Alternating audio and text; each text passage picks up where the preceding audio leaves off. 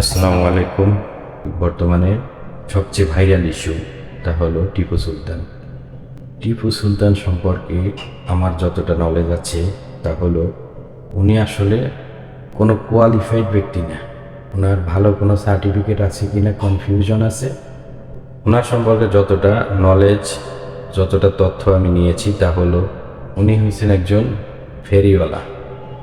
ট্রেনে হকারি করে বই বিক্রি করতেন। ওনার ভিতরে যে অনেক নলেজ আছে বা ইংলিশ সম্পর্কে যে ভালো কোনো দক্ষতা আছে আমার মনে হয় না। উনি যেটা করেছেন তা হলো বিভিন্ন কোচিং সেন্টার, বিভিন্ন কোম্পানির বই ঘেটে কিছু ইংলিশ সেখান থেকে কালেক্ট করেছেন। এগুলো কালেক্ট করে হয়তো দুই একটা বই লিখেছে।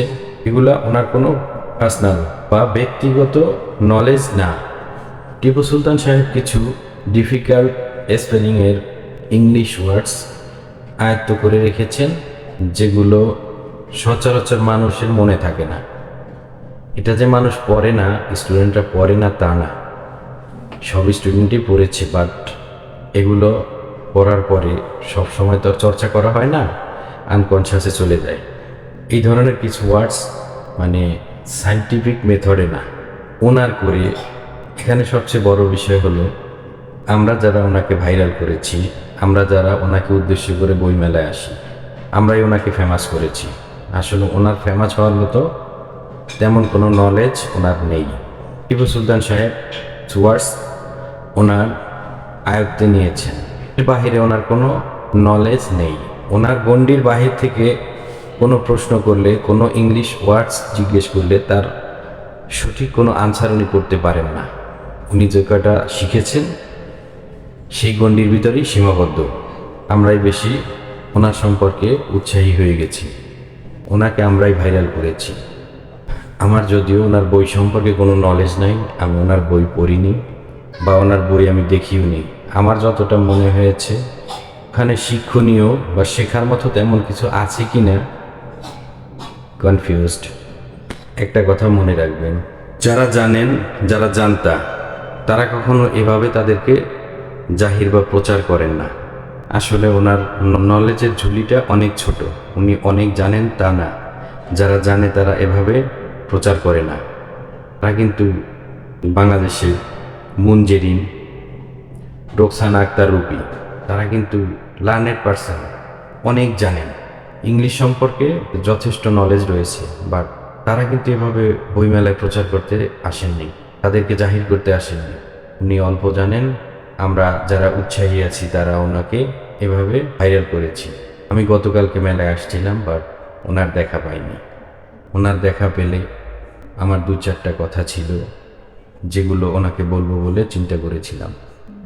আমি ইংলিশ জানি না, বুঝি না, সেক্ষেত্রে আমাকে যদি কেউ একটা ওয়ার্ডস বা একটা সেন্টেন্স শিখাতে পারেন, এটা কিন্তু অনেক কিছু।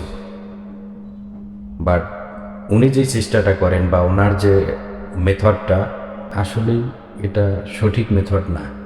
উনি জিজ্ঞেস করেন কোন কলেজ থেকে এসেছে, তার এডুকেশনাল ব্যাকগ্রাউন্ড কী, তার আইডেন্টিটি, এক কথায় তার সমস্ত পরিচয় দেওয়ার পরে উনি যে কথাগুলো বলেন, আসলে এগুলো কোনো নলেজেবল ব্যক্তির কথা না। যেমন, তুমি তো আসছো টেকনিক্যাল থেকে, ঢাকা ইউনিভার্সিটির বা বড় বড় ইঞ্জিনিয়াররাই পারেন আমার এই প্রশ্নের উত্তর দিতে।